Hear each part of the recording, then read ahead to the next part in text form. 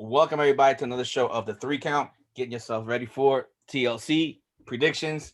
I'm here with Jay Yo. and Benny. Orale. Yeah, we just had a nice little talk before the show started. So TLC 2020, last pay-per-view of the year, on our way to Royal Rumble.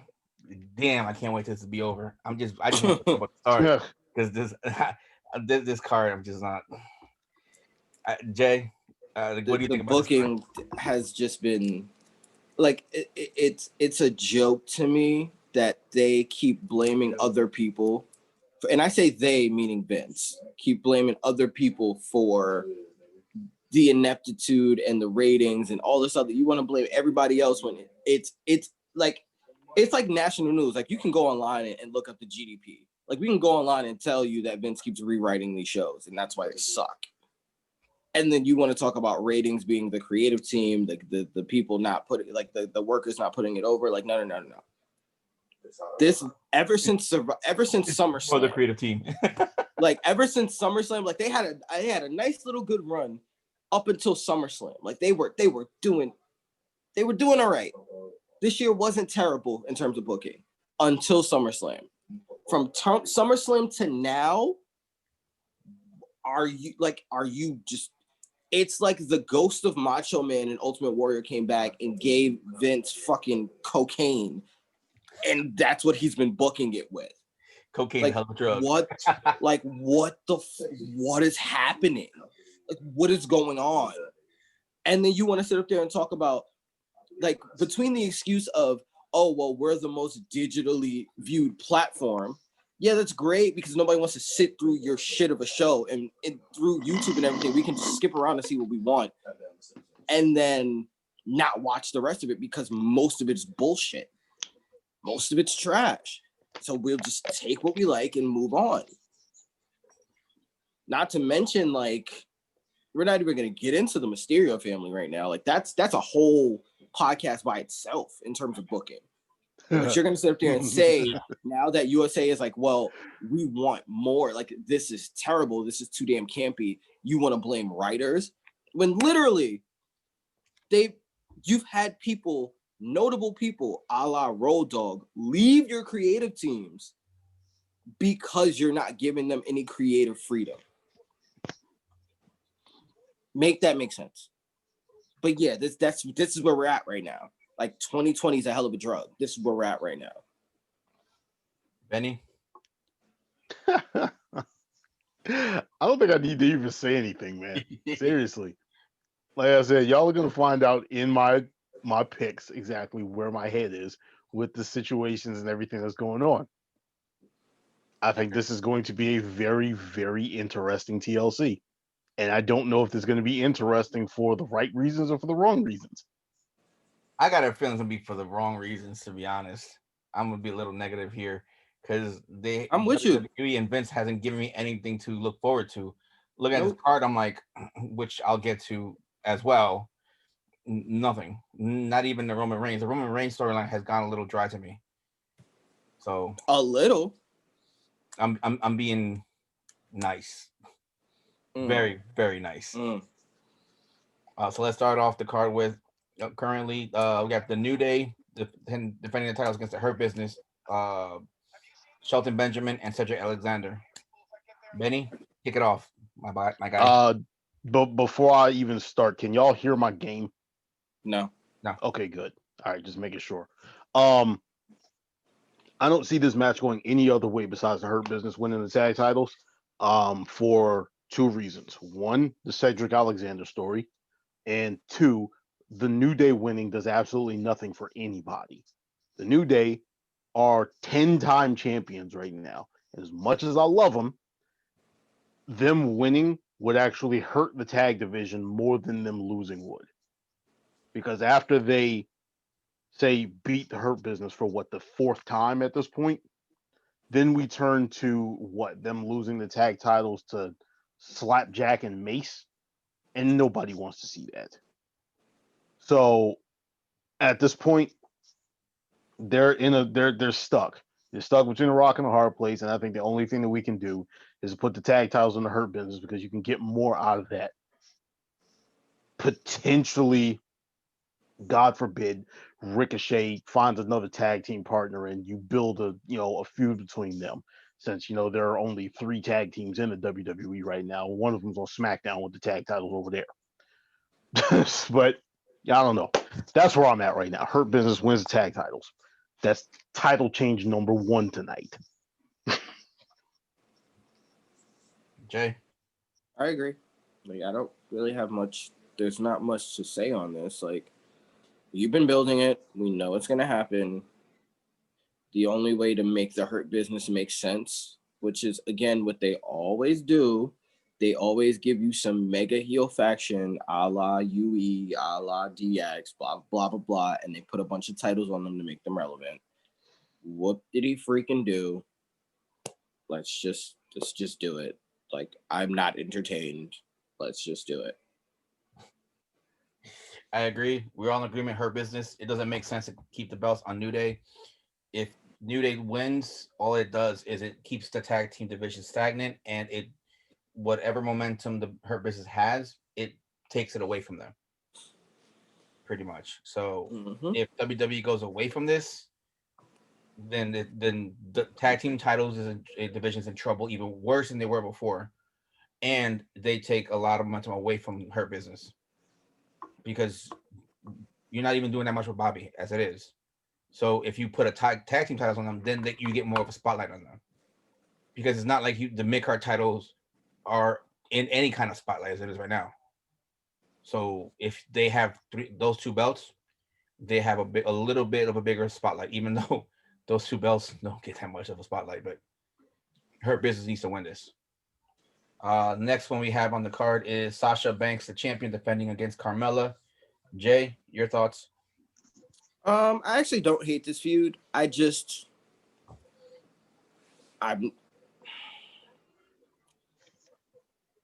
as much as everyone else is into Carmella, I'm not. I'm happy with what she, that she came back, that she's having the run that she's having. But it also kind of feels like Sasha Banks versus Becky Lynch all over again, except the roles are reversed. Like, if you're gonna come back and have somebody come back as like this monster heel and put all of this effort into reintroducing them, only for them to lose the title, then what the hell was to lose at a big pay-per-view doesn't make a lot of sense to me. But it also doesn't make a lot of sense to take the belt off Sasha so soon after you already have the stigma that she can't defend, even though, yes, she did beat Bayley, but she's had the title for what, 2 months, maybe? Not even. So it doesn't make sense to take the title off of her. But it kind of hurts that you are going to do that to Carmella already. So, I mean, I got Sasha Banks winning this, but it's disheartening to see them introduce yet another character that has a lot of really good potential, but you put them in a bad situation. Like, it's a lose-lose situation because everybody loses with this match. It's a good feud, but everyone loses because no one... It gives Sasha a credible challenger, sure, but you also reintroduce someone and repackage someone to have them lose their first major feud, which doesn't make a lot of sense to me. But I digress. Benny? Sasha Banks. Thankfully, this is going to be one of my titles that don't change tonight. As I said before, you have the Mandalorian thing, even though that kind of sort of, what was it? The season finale was last night, right? Yeah, yesterday. Something like that. The way people talking about it. Yeah. That doesn't matter. Sasha Banks was still part of the Mandalorian. I doubt she's going to lose the title right now. And on top of that, you need to erase that stigma that she can't defend the championship. Yeah. Right. I don't see Carmella winning this. To be completely honest with you, I don't hate Carmella. I hate Carmella in the championship picture. for reasons that have nothing to do with Carmella. They have to do with exactly how they portrayed Carmella at that time, as well as what they did around her. And in a lot of cases, when it comes to stuff like that, it ends up being the person taking the brunt of my, what do you want to call it, my ire, my aggravation for something that wasn't their fault. It's kind of sort of the LeBron James thing that I had for a while when it was just like, all right, I can't stand LeBron because the media won't stop, hanging off his ball sack. So like I said, that's pretty much where I am with that one. I just don't see Sasha losing it just because of the Mandalorian thing. On top of the fact that, like I said, you gotta erase that stigma, and I don't see her at the very beginning of this feud losing the title already. Yeah, I think we're on agreement. Sasha Banks on this one. She finished her feud with Bayley. It's her first pay-per-view with the title. It's like let her keep it. I'm gonna be 100% honest with you. I doubt seriously that is gonna happen, but in my opinion, Sasha kind of sort of needs to hold this title to and through WrestleMania. Yeah, in order to shed that stigma. She's have a because long if I remember correctly, Sasha is winless at WrestleMania as well. And for somebody who's been here on the roster since 2015, that's insane. Well, again, you have to look at who they're building behind her. There's no way she holds it through WrestleMania. No, I doubt it because you got Bianca Belair right there. But I could see them. And I think that's the matchup come Royal Rumble. Honestly. Yeah, I don't like that. I doubt it. I don't like that. I don't want them doing that. At that point, then you have to have her win the Rumble, or you have to do something to make her the challenger at WrestleMania. And then again, you give Bianca the WrestleMania moment at the expense of Sasha, or you give yet another Bianca Belair bury at the hands of yet another horsewoman. So it's like it's a lose-lose situation.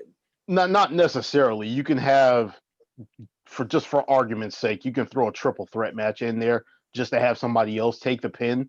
Right, but then you don't get Bianca to have the title at a major pay-per-view, establishing her as a legitimate talent. And that's fine. The question is, do they want to? Big L, though. It's not taking the Big L yet, though. That's the thing. Where Bayley's going with triple threat in WrestleMania. She doesn't win it, but she also doesn't get pinned for the L. So you keep her strong at that point. Or the other thing, again, you have the idea of... Who else in the division is equally as strong for them to even pull out a triple threat? Nobody really. It's just a matter of somebody that can be put into the position as somebody who's not deserving of it. Charlotte Flair. Sorry. No, because she's not going to be on that brand. She's going to be on Raw. Wrong show. But just for argument's sake, let's just say... you better not say Natalya, I swear to God. No. I'm not, because I don't want her in there anyway. But just for argument's sake, somebody in there that just get they can just throw a Lana in there. Not Lana's particular, but what they did with her, having somebody just win a match out of nowhere on some BS that they were hiding somewhere, somebody completely undeserving that goes in there. You have Bianca be the MVP of the match, but not actually win it. That way, you still keep her in that position where she has a claim to be like, listen, you stole a victory from this little has-been wannabe, wasn't supposed to be here. You ain't beat me. Listen, this can all be solved by literally adding one little wrinkle and putting a stipulation to it. And that is you bring back... Wasn't going to go there. Benny, what'd you say? I said, what, winner marries Jay? Wasn't going to go there. I was going to go with the whole King of the Ring, Queen of the Ring thing, and the winner of those matches gets a title shot at SummerSlam. Mm-hmm. So then you have it where you have from WrestleMania to SummerSlam to book whatever the fuck you want, but you have that match set for SummerSlam. Mm-hmm. So that we know that they're facing at SummerSlam. Like that's done. Yeah. And then you have from March to fucking, August to build and book whatever the fuck you want. Yeah. And I think that's the best way to do it. But again, they're like they want to keep putting a king or a queen gimmick on this shit instead of putting an actual contendership to make these things more relevant. You could do King of the Ring like in June, the latest. So instead of Money in the Bank, push Money in the Bank to July. Well, not even that, man, because money in the Bank. And here's my thing about Money in the Bank, and it's the exact same thing that I have with every single other gimmick pay-per-view not named Royal Rumble. Money in the Bank is a match. All right. Now, granted, you run into an issue with now you have 2 Money in the Bank. So if you're going to do both of them at Mania, now you have a problem. But Money in the Bank was a WrestleMania match before it became a pay-per-view. You sit up there and you throw that thing out there at WrestleMania. Now you got the option, if you're going to even do that you can just throw out, maybe somebody cashes in at Mania the way they win it. But now you also spread out. WrestleMania takes place late March, early April. Maybe this person cashes in before that. Maybe this person doesn't cash in before that. Then you have the King of the Ring, which is a guaranteed shot, just like Royal Rumble is a guaranteed shot. You got massive options that you can work around with. Yeah. And then you have the wild card, which is the Money in the Bank, and now you haven't wasted a pay-per-view month on a gimmick match. Well, here's the thing. Here's my take on it. This is why I wanted the King of the Rings to happen like in June, because then you have your money back in July, and SummerSlam in August. So in June, you already have your main event matches for the main titles in August. But then you have the Money in the Bank in July, which, depending on how you book it and who wins it, you can go into SummerSlam. Holy cow! Damn it! Is he gonna cash it in? Is she gonna cash it in this match? Whatever. You can start laying the foundation, little seeds in here and there. Well, you don't have to do the swerve. You don't have to do anything, but you just like kind of make people think, hey, he could cash it in or she could cash it in and they make it watchable. Yeah, because you're not just watching it now because it's Sasha Banks versus Bianca Belair, but now you're watching to see, like, for example, Alexa Bliss. Is Alexa Bliss going to cash it in during that match anytime, make it a triple threat, or is she going to, like, whoever wins it, hit him on the head, and then boom, pin him 1, 2, 3. Like, you're waiting to see. You already watch it because Bianca and Sasha, but then you're waiting to see if Alexa's going to do something. So now it's piqued the interest a lot more. Because if you hold it, ratings. Yeah, if you do it too early, the Money in the Bank, it's like, why don't you cash it in there? Why don't you cash it in there? But if you do it right before, in between them, now it's like, okay, I know I got that match in 2 months, whatever. Oh, she won it. Oh, he won it. Now, it throws another, like, wrinkle into that. Well, the reason why I bring that up is because Money in the Bank was always set up to be a year-long thing. It was just like, it can happen at any point. So you have this option to have Money in the Bank there, have it be teased, or you could just build up the person. Like, say you have somebody, let's just say, for argument's sake, Otis. Let's say Otis wins Money in the Bank at WrestleMania instead of winning it at that Money in the Bank pay-per-view, which we knew wasn't going to go anywhere. Just, he wins it at WrestleMania. Now all of a sudden you have time to put some type of investment into Otis to actually make him a credible threat, rather than, all right, we're gonna drop him in here between, 2 major pay-per-views, because King of the Ring would now be a major pay-per-view, and then SummerSlam would be another major pay-per-view. If Money in the Bank is still considered another major pay-per-view, now you're starting to water down that whole process between King of the Ring and SummerSlam. So, like I said, that's how I'm viewing the whole situation. But like I said, honestly, us sitting up here speaking about it really doesn't mean anything, because they're not going to do this shit. No, we don't know, man, because some of the stuff we spoke about, it tends to come out like at one point or another, and we'll be like, didn't we talk about that one time in the podcast? So we about to. Then again, that did forget that they watch our podcast. I mean, if y'all are looking for bookers, we are all very much available. Yeah. Yeah, as long as you're not sitting up here, BSing me and calling me up at 3 o'clock in the morning to say Yeah, you no, want to we not. rewrite everything. No, because we're When not doing that, bro. when the office closes, we're closed. And I Not telling me to I get your coffee. will literally walk into Vince McMahon's office with a pair of hair clippers and shave off half of his head, and it's not going to be symmetrical. He's 80. I beat on old people. Joking, guys. Relax. I will Don't take that suplex seriously. you right through that dinosaur. Listen, Vince McMahon can jump off things and take a bump to show Gronk. He can take a real bump through a table. Don't call me at 3 o'clock in the morning. All right, let's continue with the match card here. Next one on the card is Roman Reigns versus Kevin Owens. I'm not too thrilled about this one. It's like, what's going on? And like I said earlier, it's like the Roman Reigns storyline started great. It had a good steam going on, and it's like trying to pull into the station. It's like for the next part of it, and it's like really, really slow. It's like just chugging along like real slow. The problem is is we don't know when Jimmy is going to get cleared off the ACL injury. The ACL injury really is what messed it up. And again, instead of doing this off jump, like the problem is that as much as this was supposed to be just a one-off, I think it should have been a one-off, because as much as you're doing the whole he's the head of the family, yada yada yada yada yada, what should have happened is you should have had Jay lose and had it be a respect thing. Even though Roman is a heel, he shouldn't have done the heel transition yet.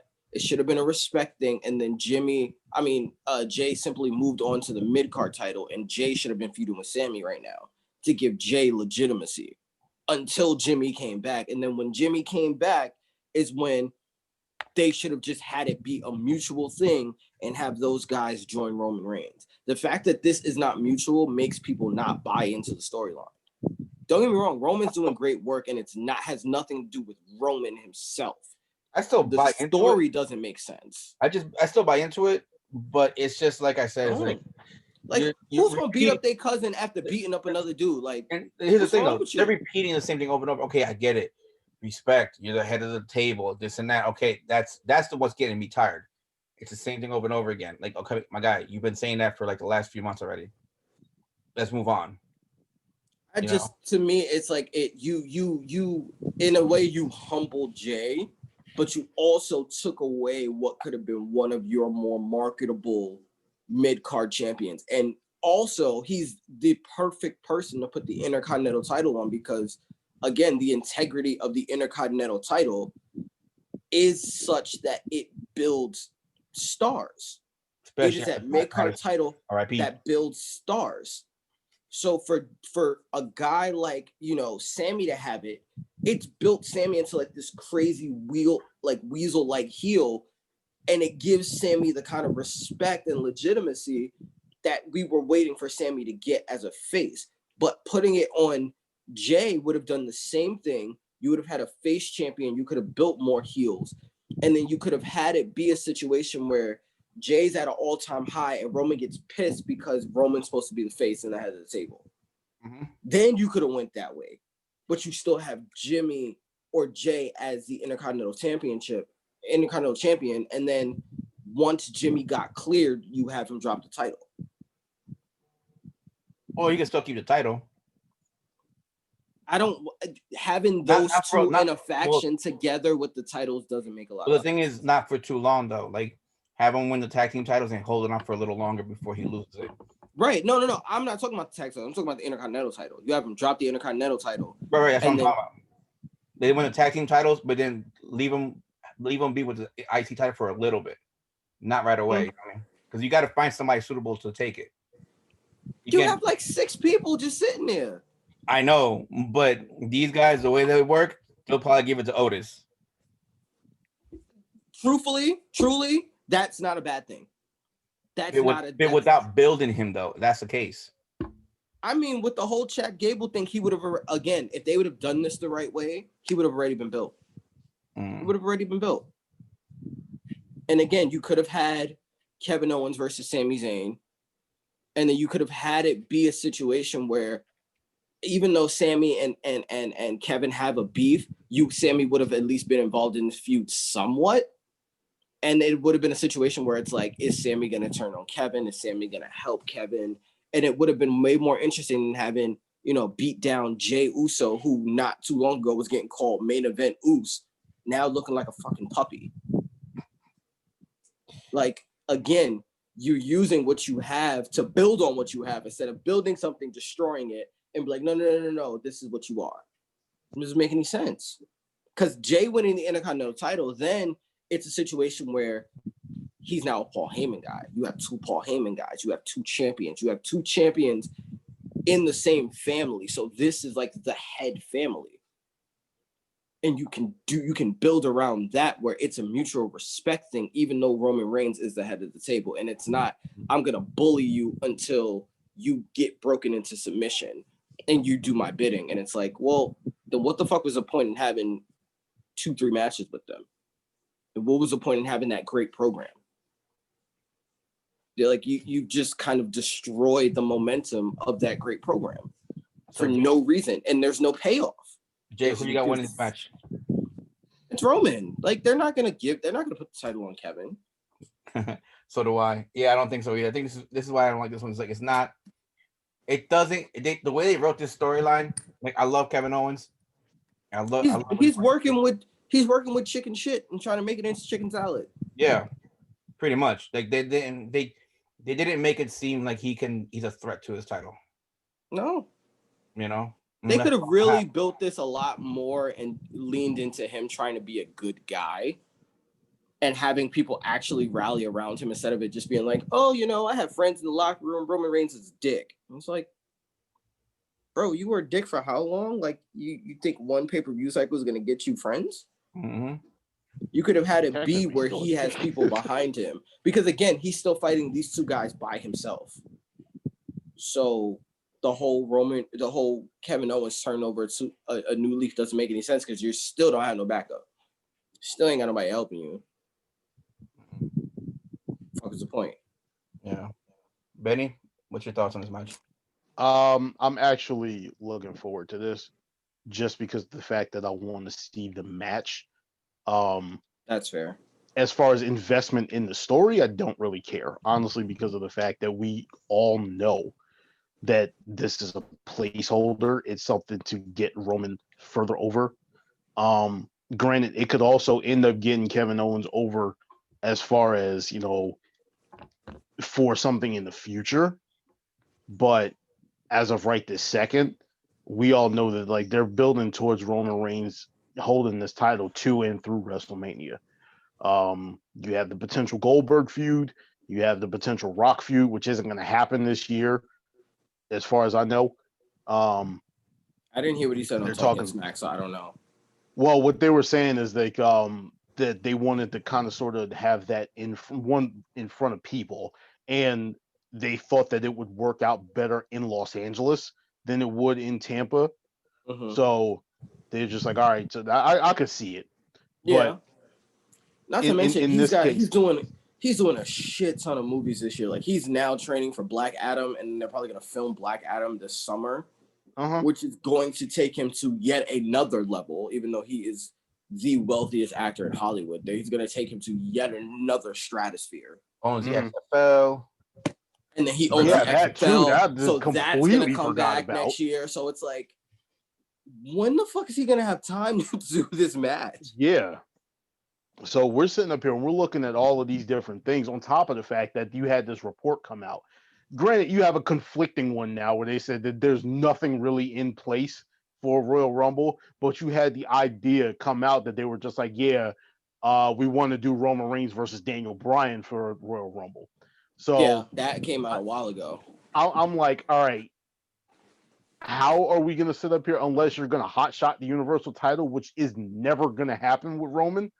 No, Roman Reigns is going to win this one because, and this is probably the one that I have the absolute most confidence in this entire card. Again, I think Roman holds it at the very earliest. He'll lose the title is SummerSlam. I see it. Yeah, like that's I can see it. absolute earliest I can Yeah. see him losing the title. I don't see him dropping it at Mania because, again, they're not even using Lars Sullivan right now because of how over Roman is as a heel. They don't know Like, what to do with him again. Huh? They don't know what to do with him again. No, it's not that. They said that they don't want to have two monster heels, like monster-like heels on the same brand and have them not collide. So, like, in the sense, it is making sense because, again, you'd have to build Lars as like this mega monster heel the way you have Karrion Kross in NXT, and then him not go after the title doesn't make any sense. And then you already have the Intercontinental title on a heel. So it's not like you can have him just work the mid card for the next year. Can't do it. The only way that works is if you build Lars up to be the foil for Big E. Yeah. I was gonna say that. You have Big E win the IC title. He has a good run with it, and at that point, you start building Lars to challenge Big E. And again, And that's the only way this works. You can have the two monster heels holding titles, and they don't have to face each other. Right, but that's the only way this works. Literally the only way that works. That's just a little too much for them to think about. It hurts. Yeah, like it makes their brain too much long-term booking for them. Yeah. Paul, So- you have your pin? I have my Okay, just making sure. Because you need to start see it tapping the because of camera in a background minute. thing. You can't see it because of the background. Okay. I know, but next one is the interesting one, which I think we all agree is we probably will agree on this one too. We pretty much been like agreeing on all the matches because this is how obvious we believe this card is going to turn out. I don't think there's going to be any swerves. I don't think you can do any swerves because if you do swerves for the sake of swerves, then you kill anything else you've done for the last 6 months and anything you want to do for the next 6 months. Yeah, these matches are all like guarantees. Like you know who's going to win. This is like to get us to Rumble season. Exactly what I said earlier. Yeah. We have Nia Jax and Shayna Baszler defending their titles against Asuka and to be determined because Lana got hurt apparently earlier this week, which I doubt it. Jay, yeah, word. If you watch how she got hurt, I'm like, we all know Lana used to be a ballerina. We all know that her ankles were fucked up in a way that nothing Shayna did physically hurt Lana.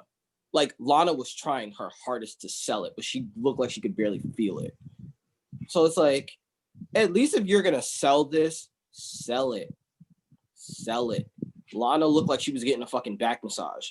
She probably was. Yeah, I mean. Yeah. So, but I mean, again, okay. I think this goes one of two ways. One of three ways. There's the good, there's the oh, okay, and then there's the ugly. Which one you want to know first? Let's start off with the good. The good is Asuka comes out and says, I couldn't find a partner, so I'm gonna give these ladies a chance, and they face the Bombshell Blondes and put the titles on Dana Brooke and Mandy Rose. I would actually not be mad at that. That's why I said it's good. Simple booking. Can't fuck that up. That's interesting is Lana comes back and gets into the match, but the Bombshell Blondes come out and say, hey, no, fuck that. We got something to do with them too. And it becomes a triple threat tag team title match so that Nia and Shayna or Asuka doesn't have to get pinned to lose, and they still put the title on the Bombshell Blondes. Which I think is also like, okay, that's interesting. And then the absolutely worst thing they could do. Wait, that was the bad? This is the bad. Have fucking Charlotte Flair come back and be her partner, and they win the titles, and then start feuding for the fucking women's title because we know that's what the fuck is gonna happen. That is literally worst case scenario. Because I get it. We all want Charlotte Flair to come back, but to have her come back and win the tag titles with Asuka is just fucking stupid. Yep. So that's where I'm at. But I do think I don't have a pick for this per se, but I do have Shayna and Nia losing the titles. Oh, and then there's the detonation pick where they retain the titles and they're saving the title drop for Royal Rumble when they drop it to the Riot Squad, who they're actually not feuding with because they don't fucking want to put these titles on SmackDown like it's supposed to be for some fucking reason. So you have Asuka. So wait, so who's your pick then? Asuka? I don't have a pick. I just have them losing the title because I don't think that because my initial thought is I don't think that Asuka's going to be in this match. And I don't think that Lana's going to come back because I think they're saving Lana for the women's title, not the women's tag titles. Okay. Unfortunately. I'll tell you mine. But again, if they're going to do it, they're going to do it where Lana's the, oh my God, the hero. And then they're going to put her in a tag team, which is fucking useless because Asuka's still the women's champion and Lana and Asuka being tag champions is actually fucking pointless. Here's how I see it. Here's how I see it. Because I know Benny's got a good one on this one, so let me go off. I see them doing exactly that. Asuka coming out and saying, or Asuka coming like, I'll do this on my own, whatever. Or she comes out with Lana in a soft cast or whatever it is, or her ankles taped up. And Asuka's like, I'll take care of it. I'll do it. Just sit back. And Asuka's going. And then on one, she gets accidentally tagged in and she pins whoever it is. Most likely Nia Jax for the win. And they win the titles. Because you have to remember, there's a storyline between her and Nia and Shayna. Which is why I said... And it's this whole beat the bully, to stand up to yourself. So it's like, she has to beat him. She already beat Nia Jax this past week, which caused this whole storyline injury. So what better of a way to come back from the injury and beat him for the belts? Right, but then... Again, my only issue with that is it makes more sense for Lana to beat Nia to get to Asuka for the women's title than to have Lana win the tag titles only for them to lose it in a month to the Riot Squad. That doesn't make sense. I know. It doesn't make sense to me. But yeah, I know. And this like to me, the payoff would be better if she eliminated Nia from the Royal Rumble. That would, but I wouldn't take that because of the fact that I know if she does that, they're gonna have Nia come in and just eliminate her. So I'm just like, it's dumb. I don't like that. I mean, I would have loved to see Natalya eliminate her, just as a giant fuck you. But that's how I would. But like, I would have Natalya still beat her, or have like fucking Lacey Evans, or better yet, I'd have like Billie Kay or some shit like that. Like, get somebody else over on Lana. That's just me though.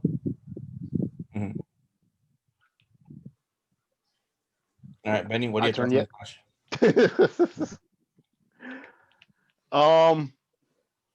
As I said to you guys when we started, well, the way I see this going, and I had to pause the game for this one. This is going to be the second title change for the night. I have a feeling that Lana is going to pull I believe it was Jay. Please correct me because you're the Knicks fan. The Willis Reed. Yes. That she's going to come out. She's still going to be hurt, and she's going to gut her way through. I don't know if she's going to get a hot tag or what it is, but Asuka's going to be doing the heavy lifting in this match. Lana somehow is going to come out there, and she is going to be the one that actually gets the pin that wins the match for her and Paul Asuka. Pierce, you know that, right? Huh? You could have used Paul Pierce. The fake an injury and then come back. No. No. I would rather use Lamar Jackson, the whole bathroom break type thing. But like I said, I have a feeling that Lana is going to come out. She's going to, because you have to be building this to something. You cannot have invested this much time and effort into this for absolutely nothing when it is not a real injury. This is kayfabe. All right, she ain't really hurt.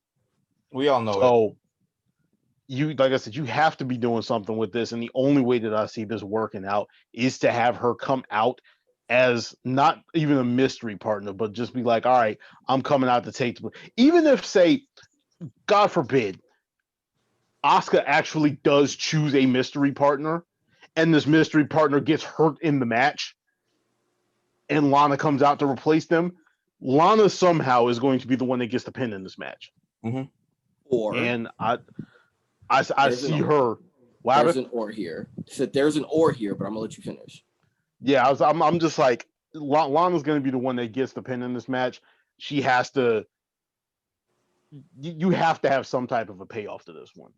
Like you brought up the Royal Rumble thing. I think that's gonna happen regardless, just to keep building this, tension between her and Nia or whatever until they just finally have a blow off or whatever. But I don't know what they're gonna do with the tag titles after this. I just feel like this is how they're going to do this because we need to have some type of we need to do something to boost these ratings. I think what also could happen, and I think it's one of those interesting, that Asuka actually doesn't find a partner and the blonde bombshells do have the match with them, but Lana cost them the tag titles.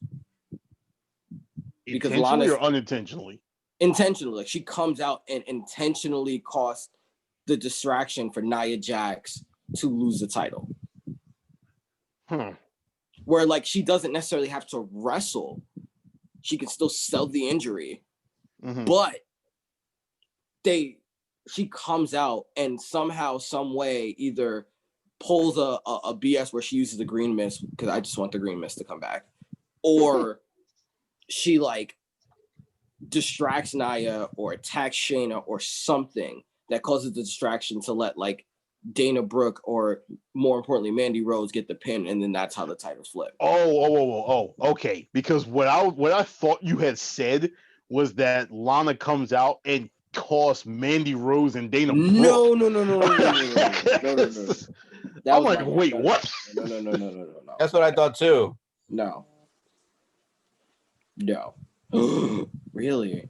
They put Michael Thomas on IR. Interesting. No, whatever. Really? Yeah, the substitute one for the other. Because we know Breeze is back today. Yeah, interesting. Ugh. But anyway, while we're waiting to get on to the next match, I teased my trainer, who's like 5'1". I texted her the other day to make sure that she was still alive and didn't get lost in the snow. I died today. That's what you get. That's what you get. All right. And the second to last match, another one obvious. The Fiend Bray Wyatt versus Randy Orton in a Firefly Inferno match. And this is the Fiend. So it don't matter what kind of match it is, he's gonna win it. I want them to bring back the OG Inferno matches so bad because I'm a sick human and I understand that. But this match intrigues me at the very least. Like I'm looking for like them to do like a hologram fire where like Alexa Bliss is in the fire or something. Like I want Alexa Bliss to get kidnapped. Like I want them to go all out and just make this like the most demented story match I've ever seen in my life, where it's like hug your children, cover their eyes, like Undertaker versus Stone Cold or Undertaker versus the McMahons when Stephanie got kidnapped to put on the cross type shit. Like that's what I want for this match. I know it's not going to happen. Here's my question. Is this going to be a recorded match, pre-recorded match, or a live match? That's exactly where I was about to go. No idea. Is this going to be a pre-recorded cinematic match, or is this going to be a live match? But also, you know what doesn't make sense to me? Alexa Bliss came out and said she's on vacation because she's requested this time with her fiance like months ago. So why the fuck did they just write her off and have her get kidnapped instead of doing that whole weird ass exchange that Randy Orton and fucking... I would say because I think that whole, if you were to kidnap her, you got to pay that off pretty quick. They could have paid. I don't know when she's coming back. That's the thing. Here's my whole point is I don't know when she's coming back. I don't know how long the vacation is. Where you could have literally had Randy like redo the whole Sister Abigail burning the fire thing again. You could have redone that, but had Alexa in the house and then just had Alexa walk out of the house after. Like that was fun, and walk past Randy and just have him like, and that then actually would have been come hilarious. out of the swamp. That would have been so good though. That would have been hilarious. Like, Randy's like, again, this is what happens to you. This is what. La la la la la la la la la. That was fun, Randy. We should play again. La la la la la, and just have her skip off like on some demented shit. Like, the fuck just happened? Or you could have it be like she gets burned in the Firefly Funhouse gear, but then she comes out in her Fiend gear, where she comes out as her own version of the Fiend, and like that's how you get Alexa the Fiend. Is she gets burned alive in a fucking house. The only problem I have with that is Alexa Bliss, and you can call us misogynistic all you want. Alexa Bliss is way too pretty to have a mask on. So if they go Fiend with her, they got to do face paint. Again, she's literally being burnt alive. Like you can have it where like half her face is scorched or something. Mm-hmm. Like you can have it be like half her face is scorched, like her hair's pulled back and has like the red streaks where like you could have like the red dreads, and then the other half be like the pretty Alexa. Like you can have like it like a Two-Face, like a Two-Face kind of situation. Mm-hmm. And then because like you already had like the contacts and shit in her eyes, so like you can just have it where like her face is scorched and like one has like the weird contact and shit, where like she doesn't talk and you just hear the Fiend in the background type. Like you can really just make the shit get real trippy, because again they have way more of a budget. Fox is telling them to make. I mean, USA is telling them to make it more scary. They're telling them to make it more fucked up. Mm-hmm. So like have Alexa's face get like absolutely mutilated. Mm-hmm. And then like at this point we don't have Firefly Funhouse Alexa anymore. Like you just have this, and then you can go with the whole like Alexa needs a friend and then she kidnaps Nikki Cross, and you have that whole storyline play into each other, and then it gets so bad to a point that like Alexa becomes like an even worse version of the Fiend than the Fiend himself. Mm-hmm. Mm-hmm. Like she gets Harley Quinn like twisted, like her face is all scrunched up and prosthetics. Like you can do the works, and then like you really like change her theme song completely, where she almost comes out like almost zombified, where like you have the flesh coming off of her arm and all. Like you could really go ham with it if you really wanted to, and then you really do a whole Dark Alexa thing. That's definitely the only question at that point is, could she actually wrestle like that? I mean, again, if you do a Fiend Alexa situation and you do it not with the whole fucking, if you take the Fiend and you remove Seth Rollins and Hell in a Cell, the Fiend never really, like he manhandled people. He didn't really wrestle. Mm-hmm. So you literally just have her manhandle people. Or women, I should say. How can she manhandle any petite? But that's a part of the point where, like, again, you ever seen a little chihuahua try to fucking attack somebody? Yeah. Those little bastards are scary, even though they're small as hell. You literally could just have her like jump on top of people and just like have her version of the mandible claw, like her jump on their back and like almost try to like rip their jaw off to a point where like they keep collapsing, and then she just, you know, puts her hand in there and starts manically laughing, and then the lights go out. Because again, there's never been a dark entity for women in WWE, so this is uncharted territory. So you can literally do whatever the fuck you want. You can literally have a whole lot of fun with this. Like I said, we had this conversation before. I think the closest we got was like the Psycho Victoria. Yeah. And even then, that wasn't like bad. It's just she had mental health issues. Like you can have it where Alexa goes full blown, like the Strand evil. Like we're talking Van Helsing zombie evil. Yeah. Which would make sense for where she's going. And then you just let like, and again, doing that, you don't need to use the Fiend as much. Like you can have them together, you can have them play off of each other, and you keep the mystique of both by not using both of them as much. Where like you could have a whole feud with like crazy Alexa Bliss going after Randy, and Randy having to like fight against the fact that he can't hit her or he can't attack her. And then the Fiend just shows up, beats his ass, and then he goes after the Fiend and then gets Alexa. Like it, you can literally have the hunter be the hunted. There's a lot you can do. Yeah, you can do a lot with that. They won't. We have to remember who we're talking about here. They won't. But I mean, again, too, Vince listens to investors and TV executives more than he listens to fans. So maybe this could be the push for him to go to that place. Because again, USA is like, we want gruesome, we want gritty. Yeah. Does this not sound gruesome and gritty? They want that adult content because they're not getting the adult crowd. Yeah, Well, exactly. This is the bad part about having your PG content.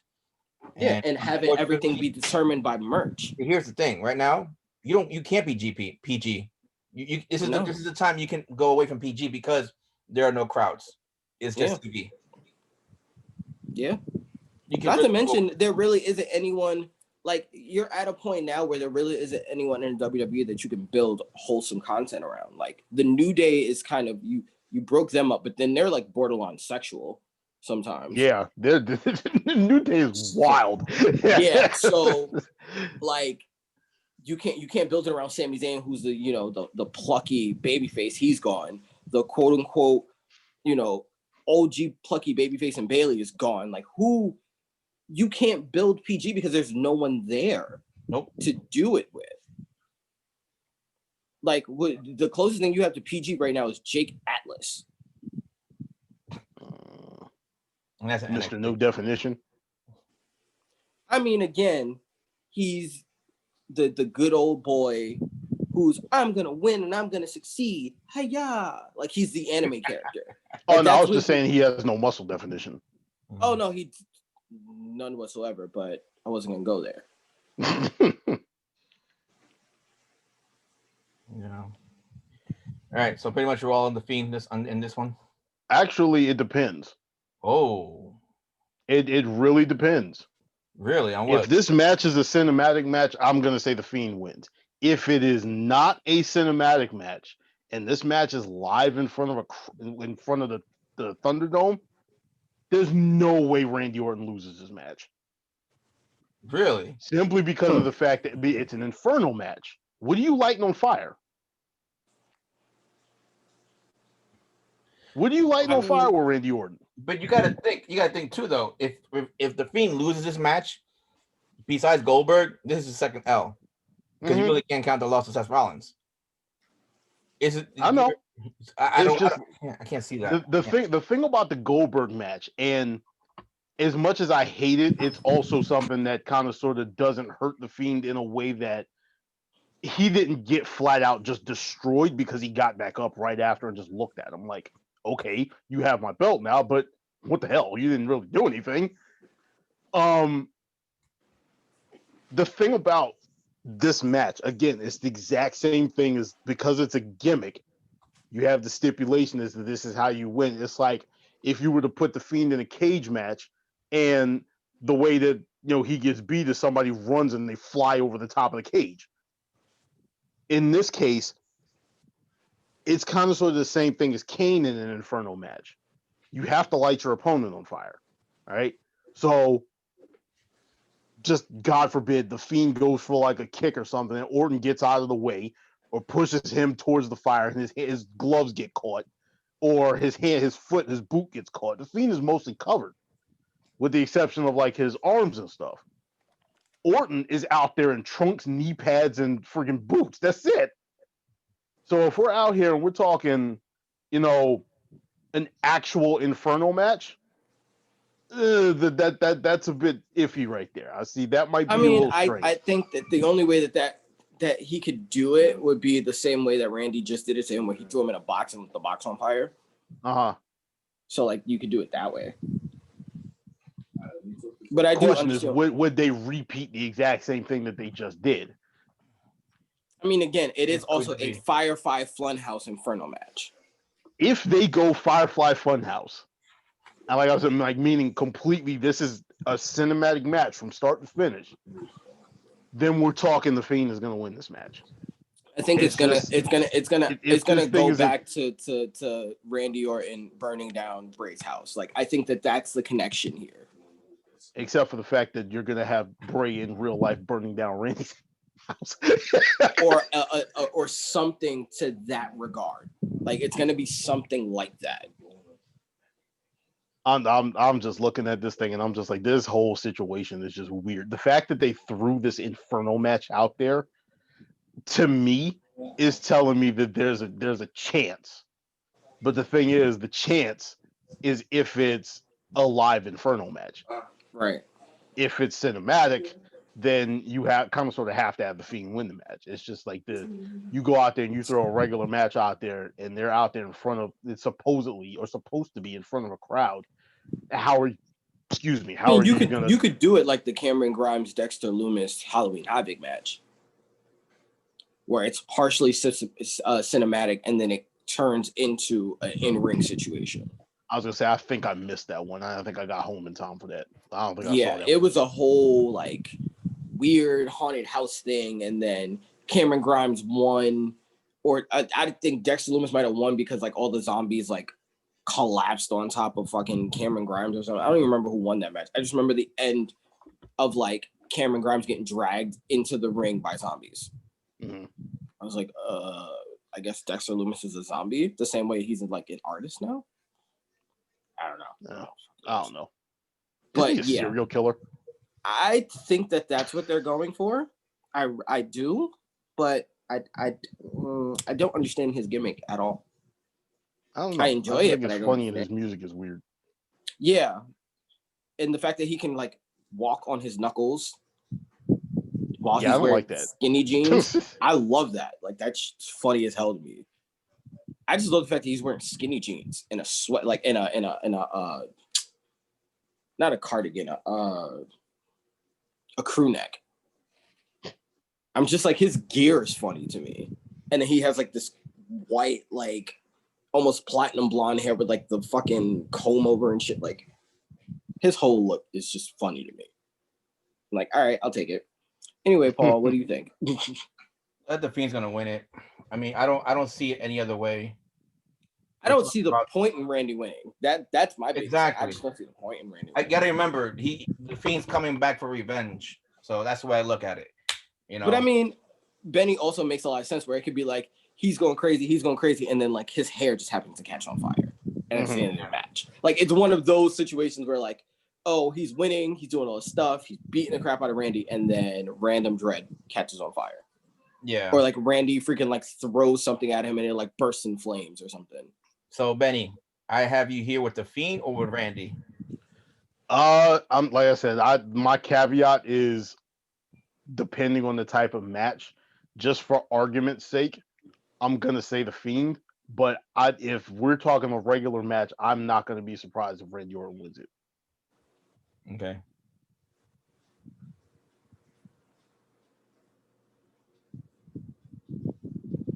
And I got an update on the numbers. The numbers for the pick'ems so far. Finally. Yeah, sorry. I just haven't added WrestleMania, Survivor Series, and this TLC, of course, has been running late. All right, so the last match before we get into that one is the main event, apparently. Drew McIntyre defending his title against AJ Styles in a TLC match. I will say that Drew retains no matter what, because I don't see him losing this one, no matter what happens. Just keep it at that one. Jay? I was gonna let Benny go first, but all right, go ahead, Benny. Up until this report came out, I would have agreed with you. Now I my bad. I'm fighting nemesis. Like they need ratings, so it's like, so y'all gonna screw Drew again? Like I could see them screwing Drew again and putting the title on AJ. For what reason? I don't know, because it's just another old guy with the title to me. Love AJ, but he's just another old guy now. So it's like that makes your ratings worse to me. It doesn't help. And now the worst part is you're playing hot potato with the belt. Yeah, he just got the belt back. Yeah, and then there's the whole Miz situation, which is probably the best outcome to me, believe it or not. But now, again, the report came out that WWE doesn't see Miz as a champion, as a main eventer or champion. So it's like, why'd you even why would you do this then? It doesn't make any sense. Like, I'm not surprised though. That's I the am part not that makes surprised. this annoying. I'm not- I'm not surprised, but that's what makes this annoying because Oh yeah. there's no continuancy because they flip opinions on people so much. Oh yeah. Where it's like, again, Miz is 100% a main eventer, but he's a main eventer when he's not being goofy. Mm-hmm. When he's just being a dick, he's a main eventer. When you have him doing the whole, we're gonna make a music video out of like a 90s 2000s pop situation and then put him in like a law case with freaking when you do that, then no, he's a mid-carder at best. Like, stop doing what doesn't work with Miz. You know what works, make it work. Let him be a heel. Like, let him be the guy who's underappreciated. Like, if AJ Styles is doing this, why did he not hit AJ Styles with a Skull Crusher finale either? That's what old Miz would have done. He would have hit Drew McIntyre, and then when AJ Styles tried to get him to cash in, he was Skull Crusher finale AJ Styles to make it be like, no, I'm not on your team either. Like, I'm gonna do this when I want to do this. That's the Miz. That's the main eventer. Not what the hell they're doing now. All that being said, I think Miz cashes in. I don't know who wins this match, but I think Miz cashes in. You think Miz cashes in? Mm-hmm. So I'll put you down for the Miz as a cash. Yeah. Benny? Title change number 3. The Mhm. question is it going to be Miz or is it going to be AJ? So y'all two on And the same thing. Okay. I have a feeling that even though Miz cashes in, he doesn't win. to get away from Money in the Bank. I have a feeling just to take the Money in the Bank off of him in order to end this whole nonsense with the three of them, going at each other. You're going to have a situation where Miz cashes in. Drew, in an effort to save his title, goes to take out Miz, and I've got a feeling that Morrison's gonna be out there too. So he may be in a situation where he's fighting off both of them, and AJ wins the title that way. I got AJ Styles winning because I believe that this is going to be that thing that was like, all right, case in point, AEW and Impact are both, they're working together right now or whatever, and WWE is going to be like, yeah, well, they're not going to say this exactly, but it's going to be like, all right, you got eyes on Impact, but we got Mr. Impact. We got the guy that built Impact, that made Impact. He graduated. He's in the big leagues now, and he's the WWE champion, which is what it's going to come off as. To who?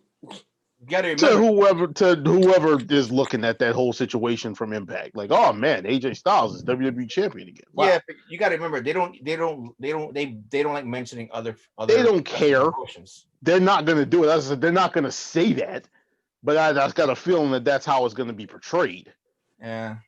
But like I said, this is probably going to end up being like this just because of the fact that they need to do something, or they're going to be doing something. This is why I'm afraid of this event, just because of the fact that this low rating on Raw happened right before it.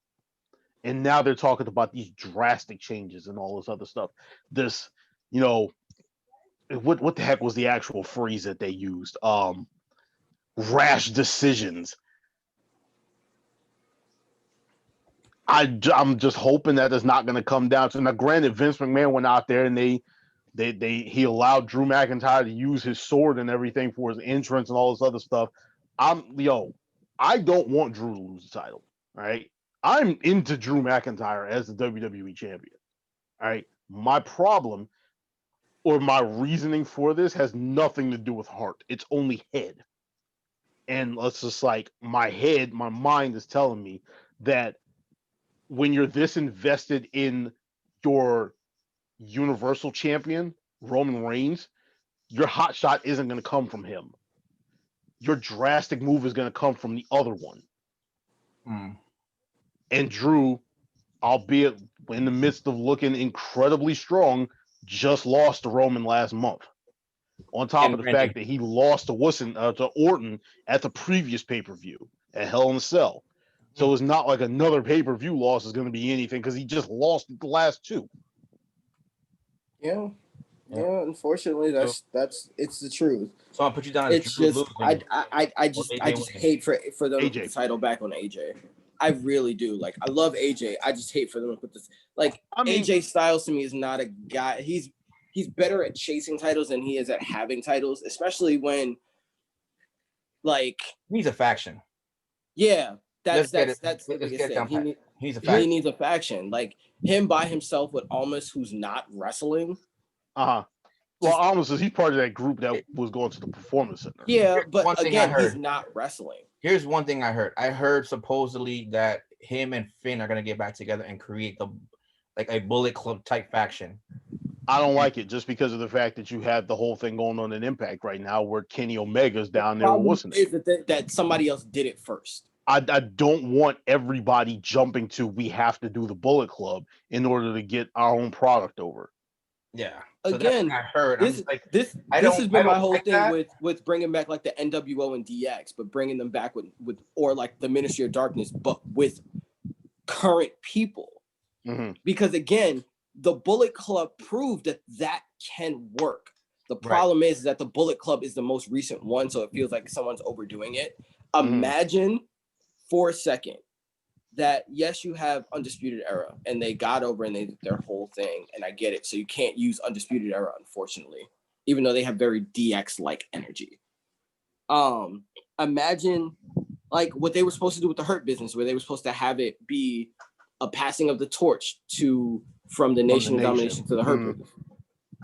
Imagine you have a passing of the torch to one of those older factions where they bring it back, but they bring it back without any of the old members. But they find a way to like anoint one guy and just be like, you know what? Sometimes you got to go. Then they do some kind of promo where they anoint someone as the leader and they start doing shit. Hey, I just got the dumbest idea.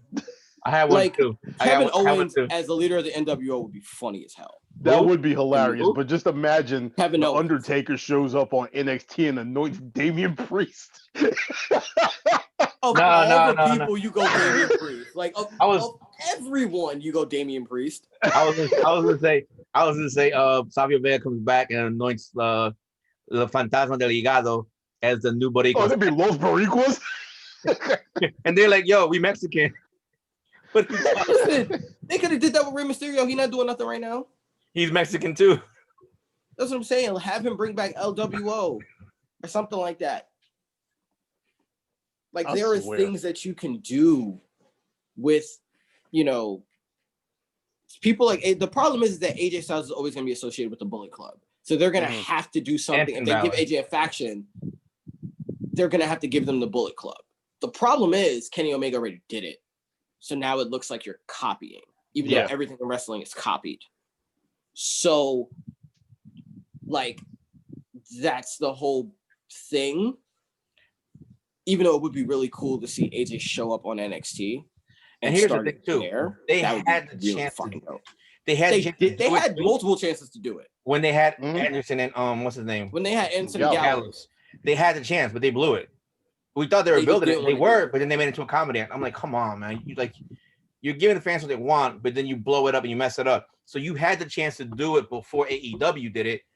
You just dropped the ball, pretty much. And you made it corny. You know what? I don't even know if it's them dropping the ball so much as it is them thinking that they're just trying to take the piss out of it. Where it's just like, all right, this is this thing that you liked from somewhere else. Yeah. But we're going to make it so that it doesn't fly here. Yeah. True. And I think they couldn't necessarily do that with the NWO, which is why that, even like they keep bringing the NWO back as a thing, but even the first incarnation of the NWO was a joke in WWE. Because they were nowhere near as crazy as they were in WCW. And I use the NWO as an example, but the problem now with the NWO is that the NWO is now also synonymous with Sting. So they kind of can't do it. The other thing too with NWO is that I hated was at a certain point they just like started pulling everybody. Then you had like tiers of NWO. You had the red and white, the red and black. Then you had the ones that were like they were nobodies. They were like mid-level talent or below, and just stand in the background. I'm like, why'd you put these people in NWO for? They're just literally no reason. I distinctly remember at a point there being 3 different factions within the NWO. Yeah, and it got to be crazy. Yeah, and like, that's a part of the problem with factions. It's the same thing that happened with Aces and Eights. Like at some point, it got to be too much. The one thing that DX had going for them is that did they have a lot of people? DX was never that big. Yeah, but they've had more than most groups. Where they had 5 New Age Outlaws. They had Xbox or Shawn Michaels at any given point, because I don't think they were ever in it together. They were nah. At one point they were No, because right after Shawn Michaels and Stone Cold, Shawn Michaels had to go into that mini retirement period when his back was messed up, and he got quote unquote kicked out of DX at that point. And that's when the Outlaws and X-Pac came in. Okay. And then you had China and Triple H. Yeah. So that was like maybe 4 or 5 people. Yeah. Which is, again, it's that's like the magic number for me, because you have enough for a main card title, a mid card title, a tag team title, and a women's title. The problem is, and again, that was the whole big gripe that we had with UE for a while, is that they never let any woman in. And they had the chance to. So then they could take over the women's division. And then that would have been like really the biggest thing. And that's kind of what the Garganos have going for them right now. But I don't think that that's going to work. You can go a little further than that. Like if you just do a men's faction, you can go the most 6. Yeah. Most 6. Because at that point then, so you have your main and your secondary title card. Then you have the tag team. So the other 2 become like gatekeepers. You know, so you can do that. You can do 1 or 2. So it's 5 or 6, however you want to do it. But that's it. When you get past the 6, that's too much. Then you start getting a little crazy, unless you got multiple women in the group, and then you go, well, Jay's thing, you have those women at the women tag titles. Yeah. But I mean, again, it would still be like, I always wanted to see like Natalya start like a Heart Foundation, but with just women. Like that would be dope for me, because it would give Natalya something to do. She's the only person with the namesake to do it. But then also it gives you it gives the women a different element. It gives them a different feel. Here's one. She could have done that with Mandy Rose and Dana Brooke. Take it under the wing. They go for the tag team titles, and she tries and go for the main title. Let them have a short run, because obviously ain't nothing happening with the titles at all. Let them have a little legacy with the female version of the Heart Foundation, and boom, you got something going on there. Right. But I mean, you could have even done it with Absolution, but instead of having Paige, have it be Natalya to bring them in, and they bring them in as the Hearts, so that they get established under Natalya. But you have the Heart Foundation, so you get to know Mandy and Sonya, and you protect them, but you give them a highlight because now they have the Heart logo on them, so now you're forced to pay attention. Like they've had multiple chances to do it. But again, it's the same thing now with AJ. Anything you do with AJ is going to have to do with the Bullet Club, unfortunately. Yeah. It's going to have to end, because AJ Styles now would be really cool as a Triple H in an Evolution situation, but he doesn't have that kind of equity the way Triple H did. Yeah, like even if he brought back Aces and Eights, again, it wouldn't feel the same, because it's like, oh, you guys are just trying to erase the Bullet Club. Because like, again, Triple H somehow was able to come out with 2 different factions that are 2 separate, that you associate him in 2 separate times of his career. Most people can't do that. Or like even a situation where like the Riot Squad should have been a faction, not a tag team. Oh yeah. And it's like I understand, but I understand why they don't want to add anybody else, because it's like that bond that they have is so integral. But because of the fact that you fired Sarah Logan, because of the fact that she's pregnant, so you don't know when she's gonna come back or if she's gonna come back and wrestle ever again. Mm-hmm. Right. So, and you're not gonna use her name at this point. Apparently, like you're just not gonna use her name. Yeah. Because you're gonna act like she doesn't exist. So why not add another 2 members to the Riot Squad? Because again, Riot Squad means you come in and cause havoc. Even as a face, you have that kind of like that bond. And it's like, again, the problem with me is that like the only other person that makes sense to the Riot Squad is not even on the main event, not even on the main roster. So there's that. Yeah. But going back to AJ, like again, he needs a faction, not because he's not good enough to handle it on his own, but because he's better as a faction leader than he is as a single star. I don't know. Then in my case, I would think that AJ kind of sort of, if we're gonna go the, say like the evolution route that you were bringing up, I would like AJ to kind of sort of, he would have to change his character a bit. Yeah, because AJ to me is way too much of a dork. Yeah, to be like the leader of an Evolution-esque faction. And that's why he works for a Bullet Club faction. Mm-hmm. The exact reason why he doesn't work for an Evolution type is the exact reason why he works for a Bullet Club type faction. Anyway, y'all got my pick though. Like I said, I got AJ, and even if they just sit up there, because I got a feeling that this is how they're gonna work it. Is this title is gonna get hot shot? They're gonna go AJ, and then they're gonna turn around and he's gonna lose the title back to McIntyre, maybe at the Royal Rumble, and that's how you lead him into WrestleMania. It's just a matter of getting through this little period because WWE doesn't ever book for long term; they book for the immediate pop for tomorrow. So when they do book long term, they do it terribly. Yeah. Let's go to our standings for the title for the Pick'ems. In third place, we with 40 points so far. This is from going from Money in the Bank up to Hell in a Cell. Watch it be me.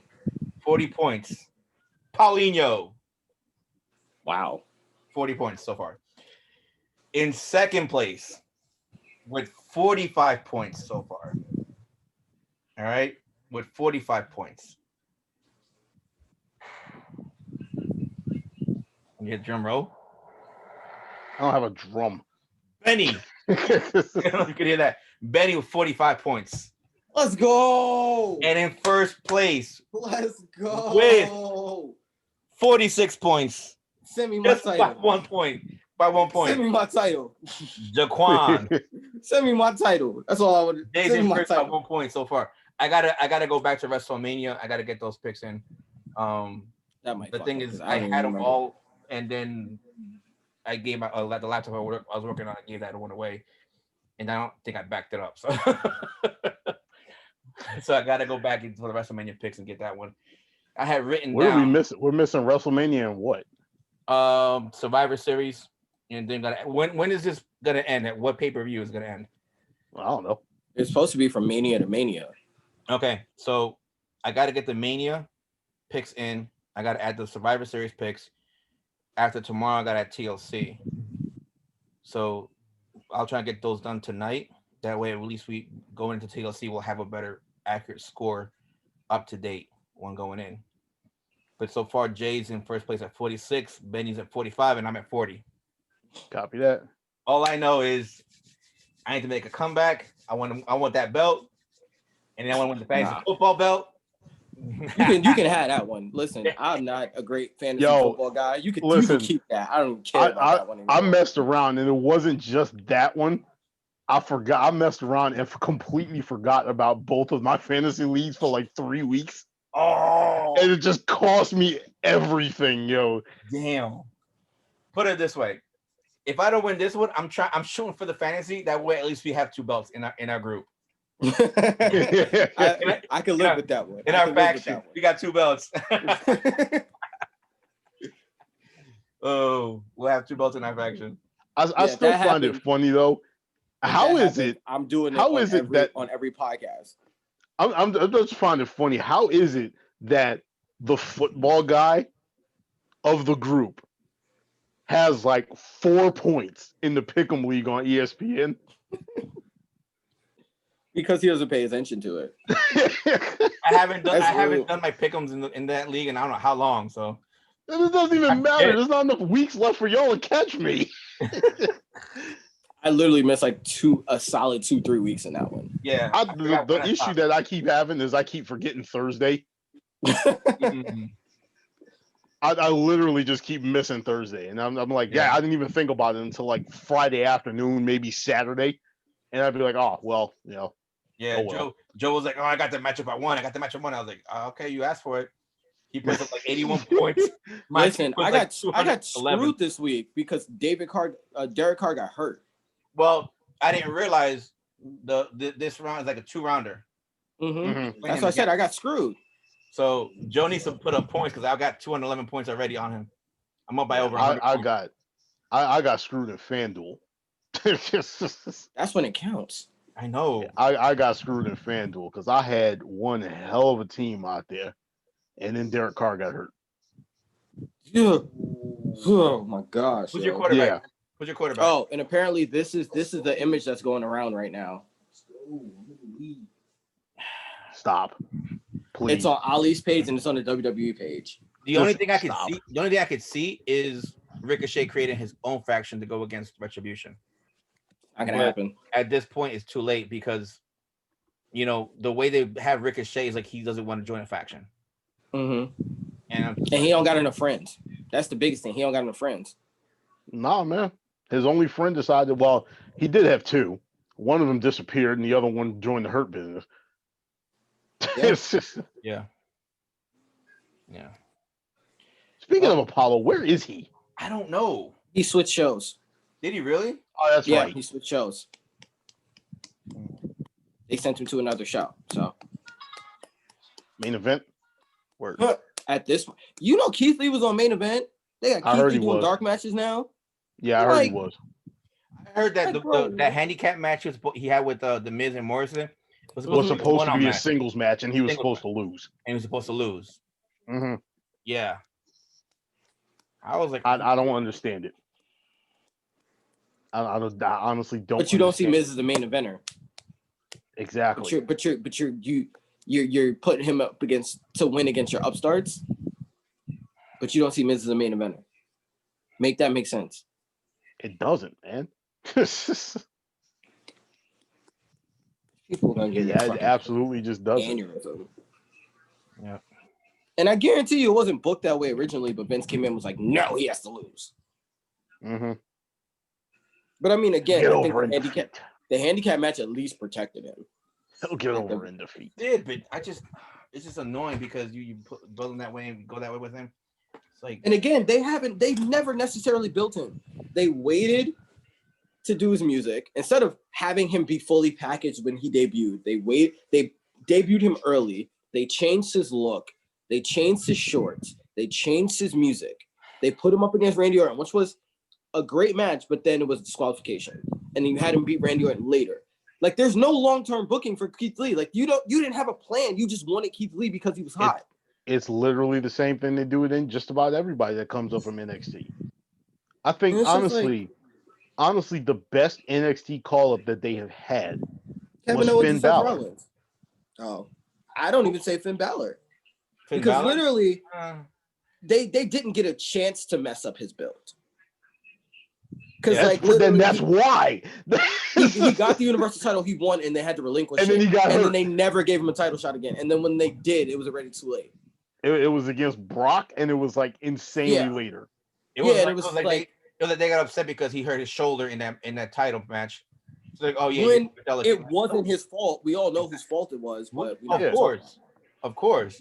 But it was they're not going to admit that. They're gonna blame it on Finn. I'm like, what the hell? That was a hell of a show. He finished that match with that shoulder messed up and everything. Mm-hmm. And you're gonna, I'm like, but anyway, guys,